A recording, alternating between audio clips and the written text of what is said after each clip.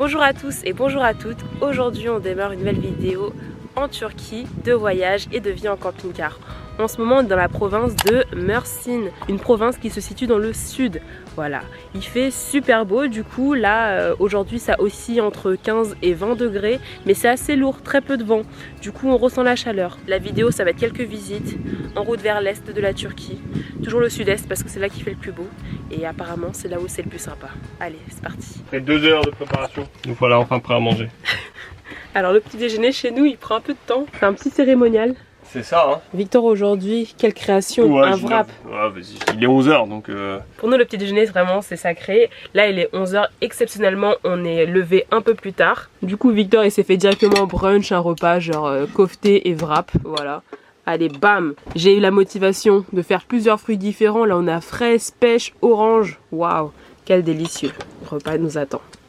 Si ce matin on mange à 11h et non pas normalement à plus 8h, c'est parce qu'on s'est levé beaucoup plus tard. Et ce parce que déjà, de 1, on a dormi dans des lits différents. Victor elle a dormi en haut et moi en bas parce qu'il faisait trop chaud pour dormir ensemble, il faisait trop lourd et tout. Donc j'avais le ventilateur sur moi, blablabla. Et du coup comme j'étais en bas, j'étais avec les chiens et je pouvais leur dire rendormez-vous, c'est pas l'heure, c'est pas l'heure, c'est pas l'heure. Et en plus... on a refixé le bas de notre lanterneau, celui-là, celui qui avait pris l'eau. À la base, on attendait qu'il pleuve pour bien voir que nos réparations que vous avez vues dans la vidéo précédente tenaient bien. Dans 2 vidéos précédentes, bref. On avait réparé ça. Et au final, on l'a remis et du coup, on a pu mettre le volet occultant. Et donc, voilà pourquoi on a réussi à plus dormir. C'est pour ça, j'ai rien remarqué là-haut. Je pensais juste que les chiens avaient fait la grasse mat. Victor est dans le mystère. Hein. Moi, le matin, il se passe des choses. Hein.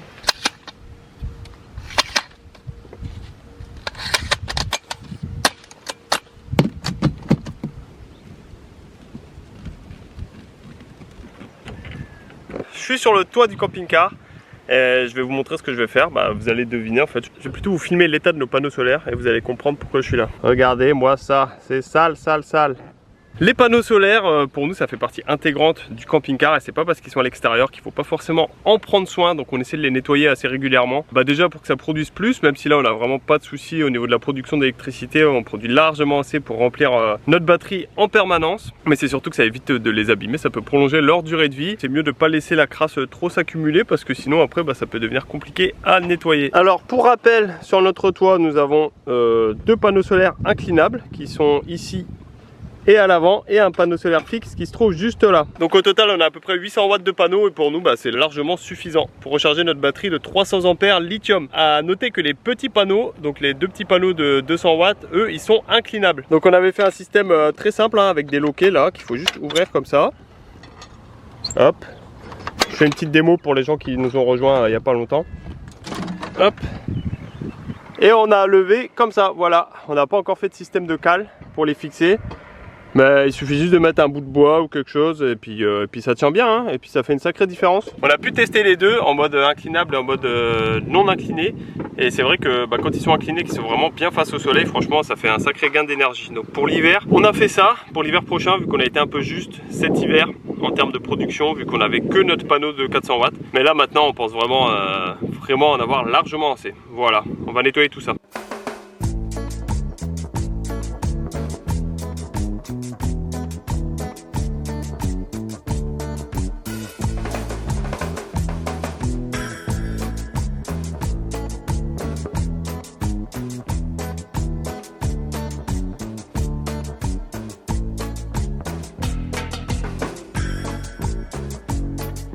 Et voilà, des beaux panneaux solaires tout propres. Et un lanterneau bien fixé, bien jointé, ça a bien séché, c'est bien. Il n'y a plus qu'à attendre la pluie maintenant pour faire un vrai test.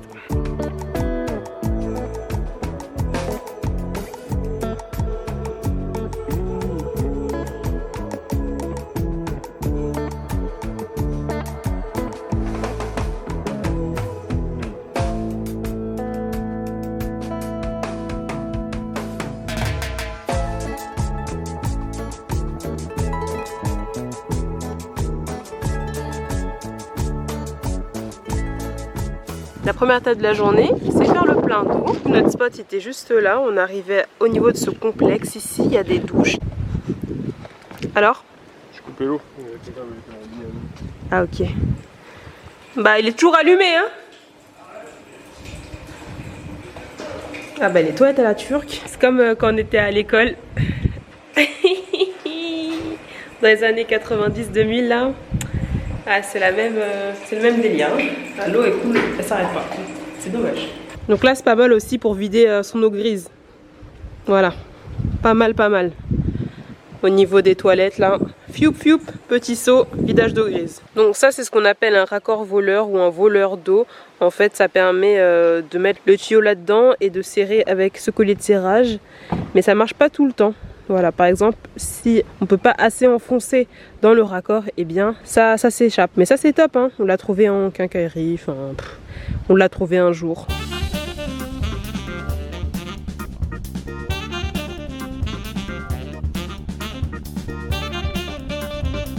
Alors niveau de l'eau, ça y est, on est plein. On le voit avec le signal vert là, c'est bon. Et on a rempli aussi 3 bidons de 5 litres là.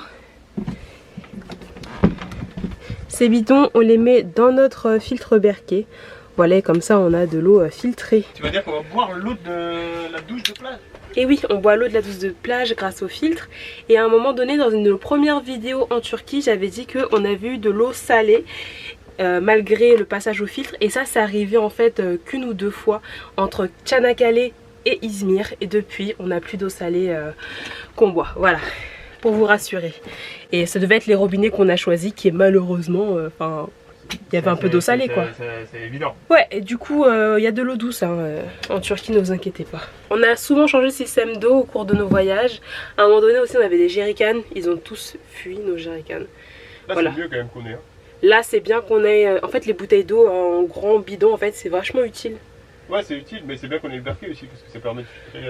Ah mais le Berquet c'est trop bien, ouais. C'est sûr. On va maintenant faire une dizaine de kilomètres pour se rendre au niveau du Softa Castle, voilà, le château de Softa, qui a l'air d'être un beau petit château en ruine, avec des jolies vues sur la mer Méditerranée. Voilà, on va aller voir ça. Petite balade.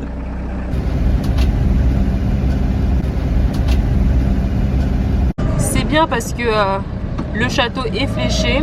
Et en fait, tous les monuments, tous les trucs à voir sont un peu fléchés de cette manière-là, en marron. Bah, faut monter là. Ça grimpe, hein? Ouais. Victor, il a mis le ventilo. Un des deux ventilos. Nos ventilomoteurs sont en marche forcée. Voilà, c'est un truc qu'on fait souvent sur les C25, J5 à un moment donné dans leur vie. Voilà. Les mettre en mode manuel. Les mettre en mode manuel parce que sinon... pour éviter la casse moteur, donc ça se passe mieux quoi. Casse moteur? Ouais, casse moteur, c'est ça surchauffe. Direct. Ouais, c'est direct. Softa Kalesi. Wow. Eh ben dis donc. L'aventure hein. Ah ouais. Voilà, on espère ne croiser personne hein. Ouais. Sinon, oupsie, doupsie. Ils sont pas où les câbles hein? Non, c'est vrai, les câbles électriques là ils sont pas très hauts. Hein. Ça nous était arrivé en Albanie de repartir avec un câble électrique accroché au toit du camping-car. On n'était pas fiers. Hein, chérie? Ah ouais. Tu te souviens? Et oui, je m'en souviens très bien parce que c'est moi qui ai dû sortir du camping-car, couper le câble à la pince coupante pour qu'on puisse repartir. Il est arraché le câble hein, évidemment. Il n'a pas coupé le câble comme ça. Sous tension à la pince coupante. Oui c'est vrai. Les gens vont se dire t'es une ouf. Bah en même temps on était prisonniers du câble. Ah oui voilà, on le traînait derrière nous. On le traînait, ouais. Apparemment il y a un parking au fond. Ah ouais? Bah c'est pas toi qui m'as dit ça? J'ai dit qu'il y avait un chemin de randonnée maintenant. Mais tu m'as dit pour moi il y avait un parking. Probablement ouais. Bah, comment on va faire demi-tour? Sans parking. C'était fléché. S'il y a des flèches c'est que c'est aménagé. Hein. Là c'est Victor, il est un peu casse-cou, hein. Il faut aller toujours tout droit et après voir avec les conséquences s'il y a quelque chose qui se passe mal. Non, j'ai analysé là. Ah oui? T'as fait un... Ok d'accord, bon bah il a analysé. Ok. Beaucoup de serre ici hein. Enfin même ici non, depuis un moment sur la côte quoi. C'est ici que sont produits les fruits et légumes turcs. Le château est en haut. Moi. Ce passage est délicat avec cette voiture garée là. Une voiture mal garée. Ouais. Bon, apparemment c'est d'ici qu'il faut partir. Avec les marches là. Vas-y, vas-y, vas-y. Vas-y, vas-y. Vas-y, vas-y. Tu peux t'arrêter si tu veux. Vous savez pourquoi parfois je panique comme ça? C'est parce que y a de nombreuses randonnées qu'on vous a pas forcément filmées. Parce qu'on est arrivé au niveau du point GPS et au final, il n'y avait rien. Vous savez pas par où partir, etc. Mais là c'est bien. Du coup, il y a ce renfoncement pour le départ. Voilà, donc si vous voulez venir ici, repérez cet escalier en bois. Ce qui était marqué sur Google. C'était marqué merci à celui qui a mis des marches pour indiquer le début du sentier de randonnée. Parce que c'est vrai que sinon, tu le vois pas quoi. Bon, on n'a mis aucun équipement spécifique là. On est parti avec nos chaussures de ville, habillés comme d'hab. Mais bon, le sentier, il aurait peut-être mérité des petites chaussures de randonnée. Surtout pour la descente. Parce que ça a l'air de glisser. Oh, putain. Waouh, il y a des chèvres. Bon, on a bien fait de pas prendre les chiens. Elles sont attachées en plus. Non, une corde. Ok. Pas plus ici, il y en a quelques-unes qui sont attachées. Eh ben, posez les girls. Hein. Regarde comment c'est sur le chemin. Passe en avant hein, parce que là, j'ose pas. Waouh. Allez, file. Décale-toi s'il te plaît. C'est par où? Ouais. Ah ouais. Oh là là. Je ne suis pas méchante. Hein. T'as dit quoi? Je mets derrière toi. Allez, file. Il est là. Situation inédite. Ah, il s'en va de moi. Oh putain. Non mais je pense que c'est gentil hein. Oui. Oh, putain. Jen face à la nature quoi. Oui c'est vrai. C'est vrai. Ok. Moi je passe juste délicatement s'il vous plaît.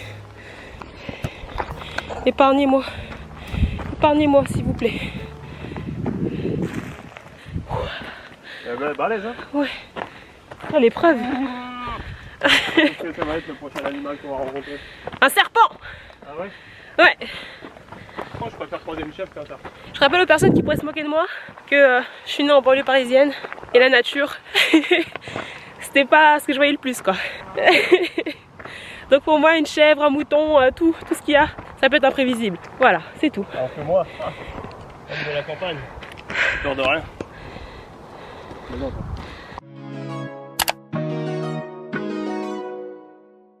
Nichée entre mer et montagne, au cœur de la province de Mersin, dans le sud de la Turquie, voici Softa Kalesi, une forteresse oubliée du temps, perchée sur les hauteurs de Bozyazi. Nous voici au pied du château. Yes. Attention, hein, l'ascension elle mérite quand même des bonnes chaussures et aussi un bon pantalon parce que le mien il risque de se déchirer quand même. J'ai pris juste un pantalon souple, fluide. Il est possible que je rentre donc sans pantalon, mais bon, on va essayer de faire au mieux. En tout cas, le château est hyper grand et là après c'est de l'escalade. Hein. Tout ça pour faire le tour. Faut lever les jambes, voilà. Construite à l'époque byzantine entre le 3e et le 7e siècle, cette citadelle stratégique dominait autrefois la Méditerranée et protégeait les routes côtières. Elle a ensuite été utilisée et modifiée par les Seljoukides, puis les Ottomans. Aujourd'hui, il ne reste que des ruines silencieuses, mais elles racontent encore l'histoire de ceux qui y ont vécu, combattu, prié et résisté. L'entrée du château est par ici, visiblement. Allez, on entre à l'intérieur. Hop là. Ouh là là! Mais c'est superbe! Regardez là, le drapeau de la Turquie qui flotte. Magnifique! Le niveau de conservation de ce château est plutôt pas mal. Hein. Là, on voit bien que c'est la porte d'entrée. Et là, on voit bien qu'il s'agit d'une église. Selon une légende locale, un trésor serait caché dans ces souterrains, mais il serait protégé par un sort ancien. D'autres racontent que le château aurait été abandonné du jour au lendemain à cause d'une épidémie. On va entrer dans l'église maintenant. Ouh. C'est sympa. Impressionnant, hein. En vrai, ça doit être un des châteaux les plus impressionnants que j'ai vu. Aujourd'hui, Softa Kalesi est un lieu presque secret, rarement mentionné dans les guides. Et pourtant, c'est l'un de ces endroits qui donne l'impression d'avoir le monde rien que pour soi. Un bout d'histoire perdu dans la nature et à portée de ceux qui prennent le temps de s'y arrêter.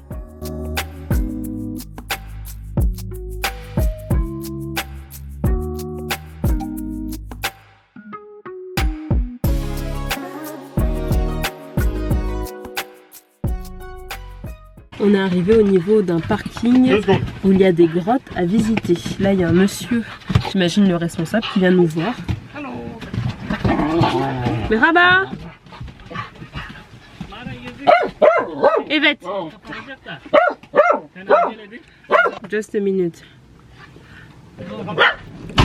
No camping. No camping, no, we will visit. Yeah. Ok. Il faut qu'on aille visiter tout de suite. Yeah. Ok. Ah, je mets mes chaussures. Bon, ben, on peut pas dormir ici. On pensait pouvoir dormir ici. Et il faut qu'on aille visiter maintenant. Voilà, voilà. Bon, on n'a pas tout compris hein, parce que j'ai pas eu le temps de sortir mon traducteur, mon Google Translate. On va aller visiter la grotte de Gilindire. Voilà, désolé pour la prononciation. C'est une grotte qui a l'air vraiment très sympa. On est dans un parc national. Donc on a payé 120 TL l'entrée pour nous deux, c'est-à-dire 3 €, 1,50 € par personne. C'est vraiment cool en termes de prix. Par contre, bon voilà, on ne pourra pas dormir sur place vu que c'est un parc national. On l'a signifié dès qu'on est arrivé et qu'on s'est garé. Mais c'est pas grave, voilà, on est content quand même d'aller faire la petite visite pour finir la journée. On est directement immergé dans la cave. C'est incroyable. Ouais. Donc c'est bien aménagé avec ces escaliers là. C'est la première des grottes qu'on fait en Turquie. On a vu qu'il y en avait vraiment pas mal sur notre trajet. À chaque fois, on se tâtait à y aller. Et celle-là, on a nos copains Loïc et Pauline qui y sont allés en fait. Et ils nous ont conseillé d'y aller parce que déjà le prix il est super attractif. Et puis ils nous ont dit qu'elle était vraiment belle. En plus de ça, donc on regrette vraiment pas d'avoir fait ça. Et l'atmosphère quand on y respire, en fait, c'est vraiment c'est un mélange d'humidité et je sais pas. Et de pierre. Et de pierre, ouais. Je sais pas comment expliquer, mais c'est vraiment un air qui est complètement différent de ce qu'on avait à l'extérieur. Apparemment, je regardais sur internet, c'est bon pour les gens qui ont des problèmes d'asthme et de respiration, de venir ici pour respirer. C'est d'ailleurs ce qu'une dame nous a montré dès qu'on est rentré. Elle nous a dit qu'il fallait qu'on respire fortement, quoi. Voilà. Bon là on a fait que 3 pas, hein. Mais Ouais. tout début. Hein. C'est beau. C'est bien aménagé. Super bien aménagé, hein, les plateformes et tout. C'est top. Et c'est très lumineux hein, Avec toutes les lumières. au final. Ouais. La grotte de Gilindire, aussi appelée Aynaligol, ce qui veut dire le lac miroir, est un lieu encore assez méconnu en Turquie et pourtant, c'est l'un des plus impressionnants qu'on ait visité. Ça descend très bas là. C'est profond. Hein. Mais comme c'est bien éclairé et bien large, en fait il n'y a pas de sentiment de claustrophobie. Vous voyez toutes les stalactites là? C'est un mur. Au Seigneur des Anneaux, au mythe de la Moria.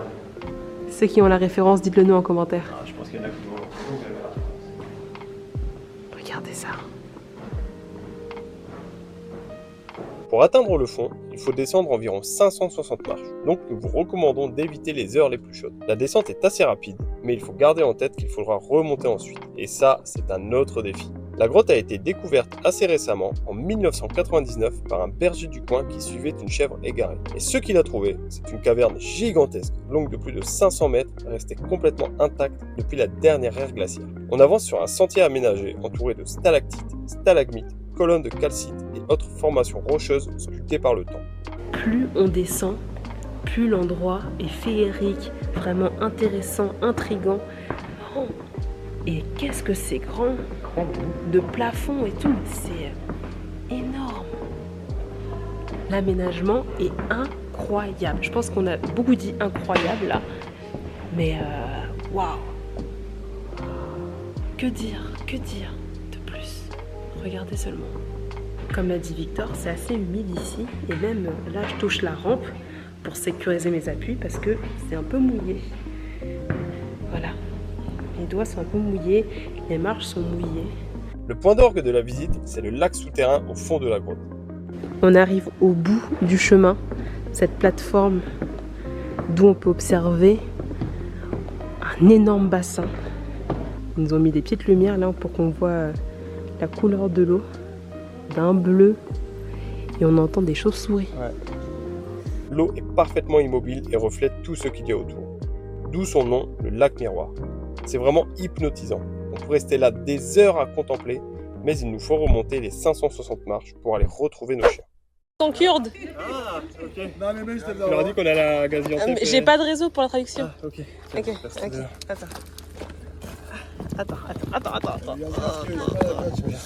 Oula, c'est chocolat. On vient de nous offrir ça, du pain, des fruits et légumes, enfin des concombres, tomates. Thank you so much. Thank you. Thank you. T'es chez Coulaire. T'es chez Coulaire. Bye. C'est trop gentil. Wow. Incroyable ce qu'on nous a offert là en sortant de la grotte. Du pain, tomates, concombres. C'est une famille kurde là qui a visité aussi la grotte. Et ils nous ont vu sortir, ils nous ont donné tout ça. C'est incroyable, on est trop contents. Ils s'en vont. Goulé, hein, franchement incroyable. Ah ouais. En plus on voulait des tomates et des concombres aujourd'hui. Et regardez le destin. C'est ça. Incroyable. Eh ben écoute, hein, de leur jardin, ils ont dit. Ça fait plaisir, hein. On est trop même. Il y en a trop. Non mais ça fait trop plaisir. Ah ouais, ça fait trop plaisir. Ça fait plaisir, franchement, ça fait vraiment super chaud au cœur. Ça peut que redonner foi en l'humanité, on va dire quoi. Franchement, voilà. Merci à vous. Bon, on est arrivé au niveau du spot. On nous dit de passer par là. On va juste regarder à pied si tout est ok. Là, c'est des cailloux qui peuvent glisser. Pour moi, hein. Pour moi, ça c'est. Après, c'est tout au fond là-bas. C'est assez sympa, hein. Mais franchement, les cailloux, pour moi, ils peuvent glisser, hein. La remontée, la descente, on l'a fait, hein. La remontée, pas sûr. Mais quel choix va faire Victor? Quel choix tu vas faire? Sachant qu'on a passé plein de spots sympas aussi. Je pense que si tu remontes sur ça, c'était plus sur l'herbe plutôt que sur les petits cailloux. En mode comme ça. Je crois qu'on remonte pas là? Je pense qu'on remonte, mais on va glisser. Donc potentiellement, il faudra se vider notre eau. Ouais. C'est a l'air mignon là-bas. Oui, ça a l'air très sympa, c'est très joli. Tu veux la tenter? Ouais. Bon, allez. Franchement, si c'était que moi qui faisais un voyage en camping-car, les spots ils seraient bien différents. Ah là là là là, les mises à l'épreuve de notre C25, elles sont réelles. Réelles. En tout cas, c'est magnifique hein, où on est. Donc comme je vous ai dit, on s'est rapproché de la ville de Mersin.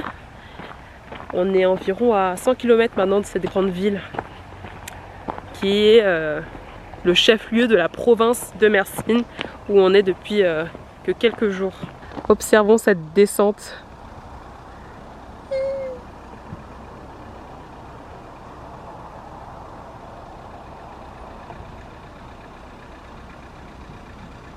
Ça fait clouc clouc clouc sur les cailloux.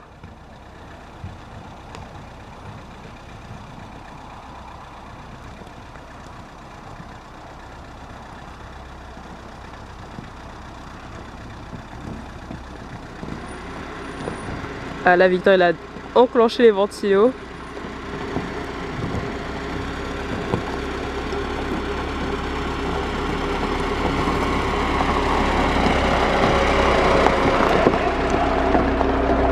Hein?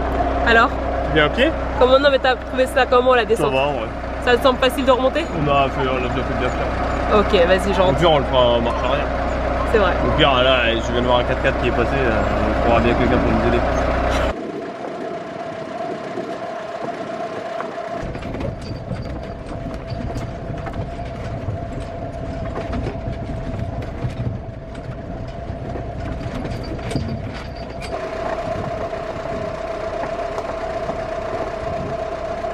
Imagine, il y a déjà un van de faire. Non mais moi c'est imagine notre roue explose. Mon roue explose! Ah, pas l'assistance, hein? On a assuré ici. Waouh. Ça secoue hein. Ouais. bah voilà, il y a des gens oublié de repartir avec leurs déchets. Ah là là, ça secoue. On va s'arrêter là.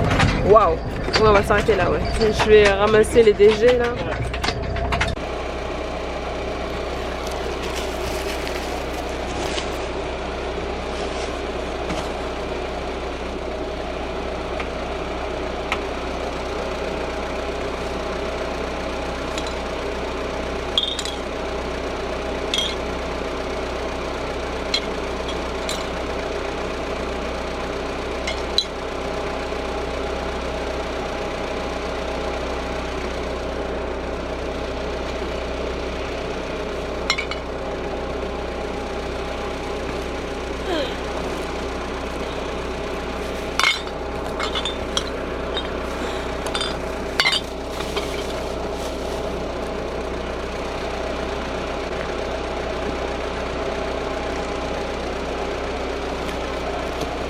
Bon bah là en faisant demi-tour on a mis une roue dans un arbuste.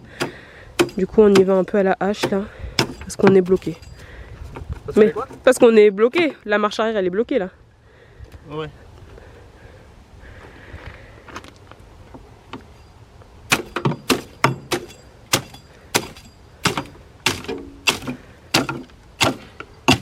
S'il y avait les aventures de Jen on serait sur un parking. Bien sûr.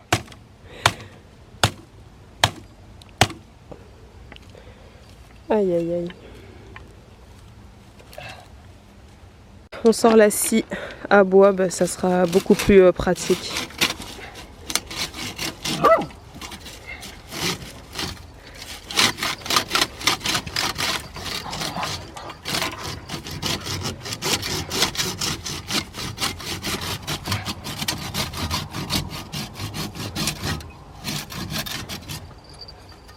C'était surtout les branches qui se prenaient dans la roue quand tu tournais. Là, je pense que ça va aller. C'était surtout les branches. Là, je pense que ça va aller mieux. Ah ouais? Ouais. C'est genre quand t'as braqué et tout, toutes les branches elles sont allées sous la roue, tu vois. Mais là, c'est bien aussi. Bon, tu perds rien à enlever les. Ouais, c'est sûr.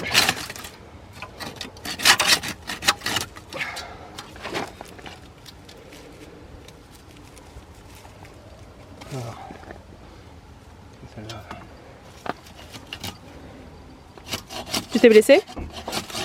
Tu saignes, c'est ça? Attends, parce que...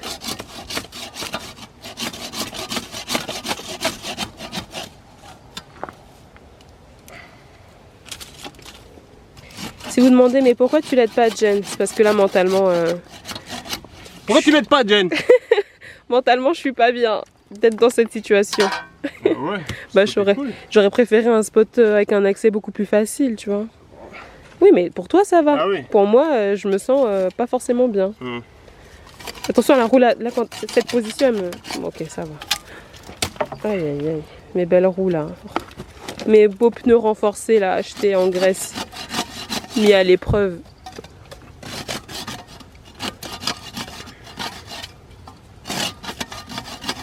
Allez, la dernière. Superbe. Hop.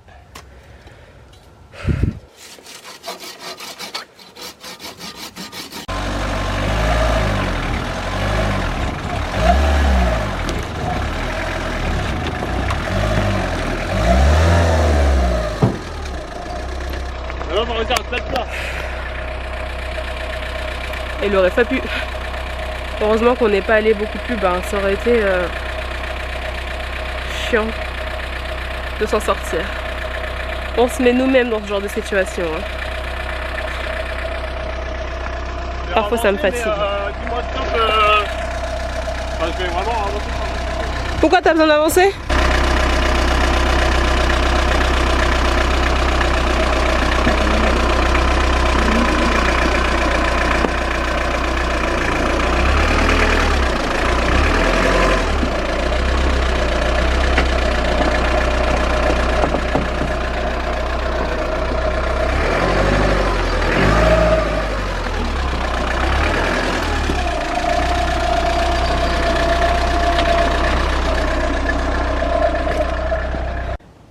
Bon, on est installé. Victor me dit qu'on est parfaitement plat en plus. Waouh, franchement, elle était technique celle-là. Hein. Comme arriver sur spot. Ça va mes loups? Ouais, pour moi, tout s'est bien passé. Non, tout s'est pas bien passé. Parce qu'on a un peu galéré à faire demi-tour, mais ça va. Voilà, au moins on est tranquille, c'est propre, c'est calme, on peut lâcher les chiens, il n'y a pas d'autres animaux. C'est pour eux qu'on a pris ce chemin. Parce que là, d'ici à ce qu'ils croisent une voiture ou une moto ou quoi, là, il y a le temps. Hein. Allez, on monte les chaises pour aller prendre l'apéro avec une belle vue. Hop là, c'est pas mal là, non? Ah, c'est pas mal. Superbe. C'est refait. Chin chin, petit chien.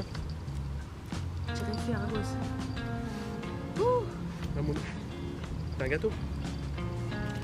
Du coup, ça, c'est la vue. Pas mal, hein? Un Popeye, c'est pas mal. On apprécie, hein?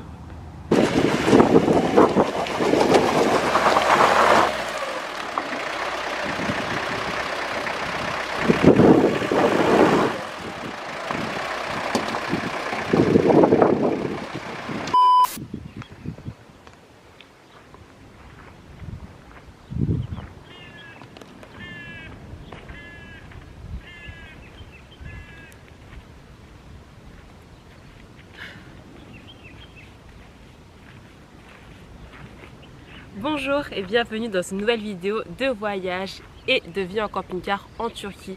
En ce moment on est dans la province de Mersin. Mersin c'est au sud-est de la Turquie, bon, sud-central de la Turquie et voilà. Regardez qui veut rentrer dans le camping-car là. Ça là. C'est... Aïe aïe aïe, une montre religieuse. Oh. Putain mais l'impouse, vous voyez pas. Oh là là là là, vous voyez mieux là. Là si elle pouvait être dedans, elle serait mieux hein. Waouh. La nature. On est en pleine nature.